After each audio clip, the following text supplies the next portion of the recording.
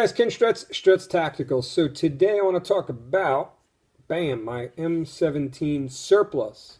You've seen me do videos on the M17 commemorative, just general review, range review, interview with Tom Taylor from Sig, and now I was able to get my hands on a surplus one. So let's get into it. So back in January at SHOT Show, actually just outside of the was the Clark County range that the SIG Range Days held at. I stopped by, I forget, I want to say it's like Spartan Arms or something like that in Vegas, and they had a M17 surplus for $750. I held it, I played with it, I'm like, it's like having, you know, a commemorative. Do I really need to buy it? I mean, price wasn't bad. It was way cheaper than I have two commemoratives, one tucked away for resale down the road, and, you know, one I've been shooting. So do I really need to spend the $750? And you know, the thing looked like it was dragged down the road behind a car, you know, so I skipped it. Lately, just on Gunbroker or whatever, I've been seeing these things pop up, you know, anywhere from, you know, $1,000 to $2,000. There's one place on Gunbroker, they had two of them with consecutive serial numbers. It was a 2-pack, and they were selling it for over $3,000. So I'm like, you know what? I'd like to kind of compare and contrast the two, and you know, I'd like to have one in my collection. I'm a gun guy. I got some other military guns. I got an MK25, a Beretta M9A1. You know, why don't I get a real M17? The gun with shipping and tax, $1545.97, so way more than I wanted to pay. Also, you'll notice on here is the, and again for the safety Nazis, this gun was cleared and safed before I started the video. This is the Laser Max Defense, so the defense side of Laser Max, laser company that you probably know of. This is the Army issue laser, light and laser module. I think they call it PAIL, P-A-I-L. And I'm going to do a whole separate video on that down the road. So anyway, you know, I said, yeah, let me pick one up. So I picked it up. And, you know, just initially holding it, unlike the 320 M17, and again, if I think back to my interview with Tom Taylor, I believe Tom said the 320, again, this gun's cleared and safed as well. The 320 M17 was a cost savings for people, right? So the commemorative, I mean, if you look at the commemorative and you look at the surplus outside of, you know, the PAIL, the Delta Point Pro, and some grip tape I put on here, you know, it's the same. The controls are the same color. The controls are the same thickness. So if you look at the 320 M17, you see how there's, I don't know, what is there, 3 or 4 ridges in the slide release here. You'll see that it's a little smaller, you know, maybe 2 ridges or whatever in the slide release in the 320. The night sights are different. These are, it's in the rear, it's a 3-dot night sight system, so it's yellow in the rear. It's kind of hard to see here. If you look at my other videos, I think I did some video with the light out. So yellow rear tritium, green front. It's the same with the commemorative, but with the 320 M17, they didn't do that. So everything else, if you look, they both say Sig Sauer M17. Let's see if I can get this right for the camera here. Yeah, Sig Sauer M17, Sig Sauer M17. The markings are the same on the side of the slide, the manufacturer, and whatever that is, the cage code, model number, part-number, I think it's part number PN. Exact same thing. The only difference, I'll disassemble the gun for this, is the surplus has different barrel markings. Almost similar, but the commemorative is missing one number. So let me go ahead and take this puppy apart.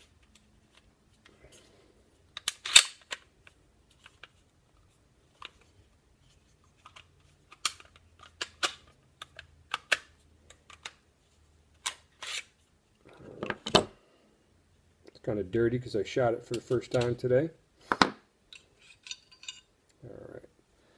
So this is the surplus, and if you look on the barrel here, I'll get it for the camera, you have 9mm, the manufacturer code, and I'll just read it off the slide because with the lighting here, it's kind of hard for me to see. 6 Zebra Whiskey Bravo 1, and then that other number, which I believe is the part number. Yes, so it's just missing one digit. So the bottom on there, and again with the lighting, I don't know if you can really see it, but it matches the part number on the slide minus the -1. So it's 1306700. This one actually looks like 9. Yeah, it doesn't match it completely. Yeah, that's a 9. So it's 1306700 on the barrel, and on the slide it's 008-1. Not sure if this was replaced or something like that, or what the codes mean. And I'm not trying to put out bad information. What I'm saying is I don't know. But there's that. Take a look on the inside of the slides here in a second. Let me take apart the commemorative.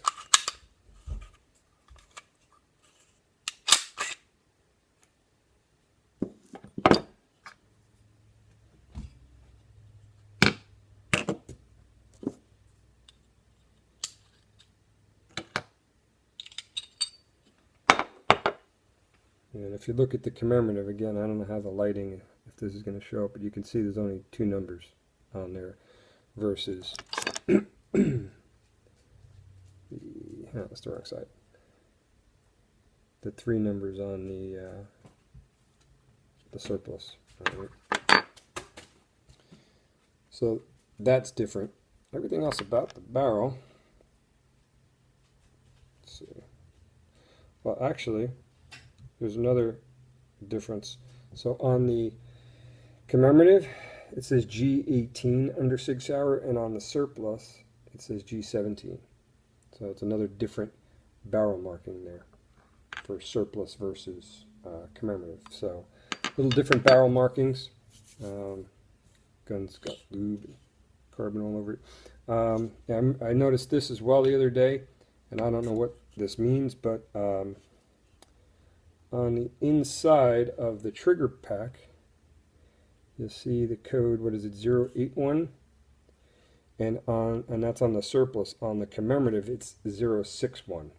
Don't know what that means or whatever, but that's different. Everything else, oh, so this manufacturer code on the surplus was 2017, and what is that? Looks like August of 2017, and the commemorative, it's really hard to see here. It's also got lube on it. Honestly, it's 2018, like April of 2018. That's, I think, which is interesting because on the box, so on the surplus box, and here we are. This is what is this, May of 2020. The box, I don't know if you can see it on the lighting here, but it says it was manufactured 21 November 2019. Now, does that mean the box was manufactured? Because I have a feeling that the gun was made after that. Yeah, this box, September 2018 for the commemorative. But what I'm going to do, and if you're not aware of this, there is on Facebook, there is a M17, M18, surplus, whatever it's called, page on Facebook, and they go on a whole thing about how you can reach out to the military and give them your serial number and get the history of the gun. One guy posted his gun was actually in Afghanistan in 2019. So you'll get when it was delivered to the Army. I think it goes to Alabama first, and then it gets shipped out from there. But one guy posted his gun was actually over in Afghanistan, so it's kind of cool. It was a nice letter from the Army and all of that, so that's good to laminate or whatever, or throw in your box. If you ever go to resell, it's probably a good thing to have that for resale value. I don't know. I'm not a collector. I mean, I've been collecting some stuff, but just like to shoot it, learn about it, whatever. But I don't know anything about the collector market. I would just guess that that's got to add something to it. So the other thing, I'll just have to look down and see this, make sure I'm right before I go ahead and say this. Yeah, the So here's the commemorative, and here's the surplus, the one without the red dot on it. If you try to get it right for the camera, you can see the in the Glock terminology, it would be like a what is it? Extractor, depressor, plunger, whatever. It puts pressure on the extractor. I don't know what.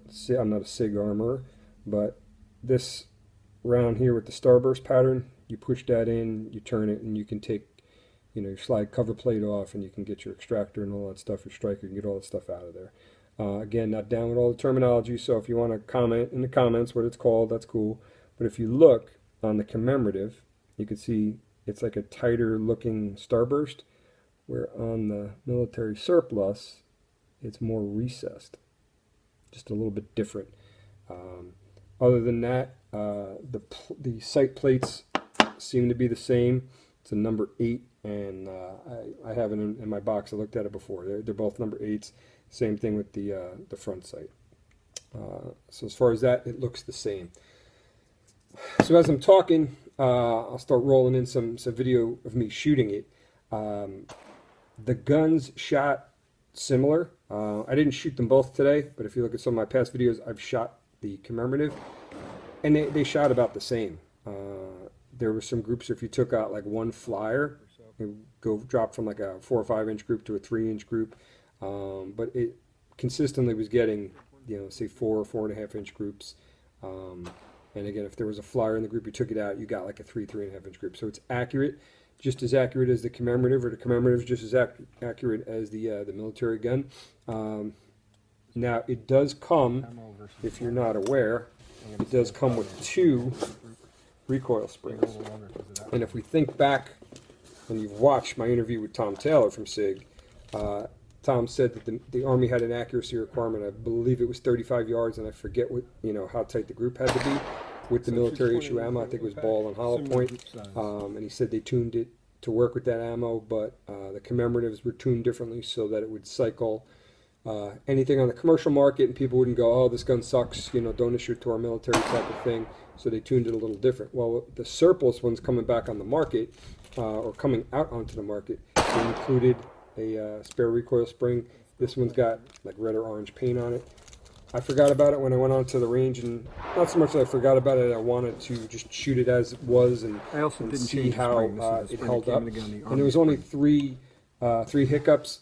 Twice the slide failed to lock back on an empty magazine, and I got 1 stovepipe, and I fired a total of, I think it was 50 rounds, and you'll see as it's rolling in here, I fired some SIG ammo, Atlanta Arms and Ammo, 2 different types, Spear Gold Dot 124 plus P, and Fiocchi 124 grain.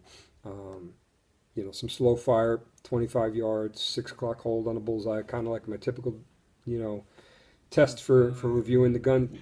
We're shooting a little bit to the right. But the groups I was pretty happy with, and then I did the test, 10 yards, 10 rounds, 10 seconds, and in my typical time, about 7 seconds I think it was, and I'll throw in a picture here. Got them almost all in a black, so I almost passed by the Vickers scoring method versus the Hackathorn, where it's 90 or better, and so I won just outside the black and a couple in the 9.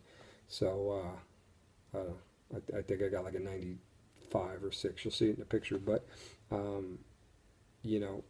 good gun. I wish I had this versus the M9 when I was in the Army, and the wear on the gun isn't too bad. Really the worst thing, see if I can get this for the camera, is back here. I don't know why that's all scratched up.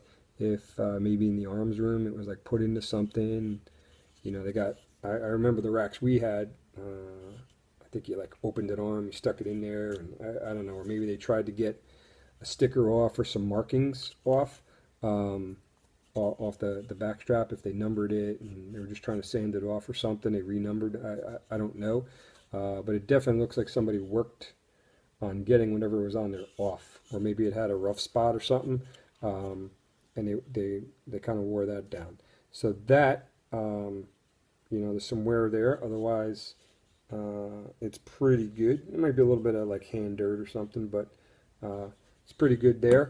The slide has it's a little scratch. Try to get it right for the camera, right under the M17 there. And there was a little bit of holster wear. It's kind of hard to see, but there's kind of on the edge there. There's a little holster wear, but it's not even coming out that great on the camera, I don't think. But other than that, it's pretty good. I mean, this is breech face is dirty today. I don't know if I can get that for you, but the gun was clean, well lubed by Sig.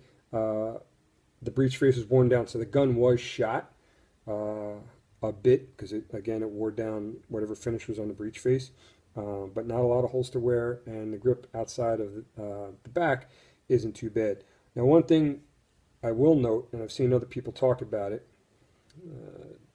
Use the edge of this card here if I can use it to point to. So right in here, this track in here, and again with the lighting, may not be perfect to see. You can see that it after it was finished, that it had some work done to it because it's worn down to a silver finish, and it wasn't refinished. Versus the commemorative in the same spot. Get that on the card here again. That same spot is right here, and it's got the finish. It's got that coyote on it. So I don't know if that's part of the drop safety voluntary upgrade thing or whatever. And maybe these guns were sent out to the Army. They did it and sent it back, or maybe the Army didn't have the upgrade, and when this came back in to send it out to retail, maybe they did it then and they're just didn't refinish it or touch it up or whatever. So yeah, I noticed that as well. I'm not sure what the backstory is on that, but other than that, I think it's a great gun. I like it better than the M9. I mean, I think the M9, we didn't give it as, when I was in the Army, we didn't give it the credit it was due. Oh, it's not an accurate gun and the trigger stinks, and the whole double action and then single action, the 2 trigger pulls, the heavy one and all that. Now this trigger pull, I measured this one and it was 6 3/4 pounds, which was right in line with my 2 commemoratives. One was like 6 1/4, and the other one was about 6 1/2.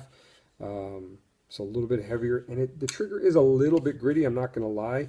I think if it was maybe more like 5 pounds, 5 1/4, something like that, and a little bit smoother, it would be even more accurate. It's an accurate gun as it is, but I just wish the trigger was a little smoother and just a tad bit lighter. So other than that, I think it's a good gun, and if you're thinking about getting one, the time is now, because the value is only going to go in one direction, and that's up.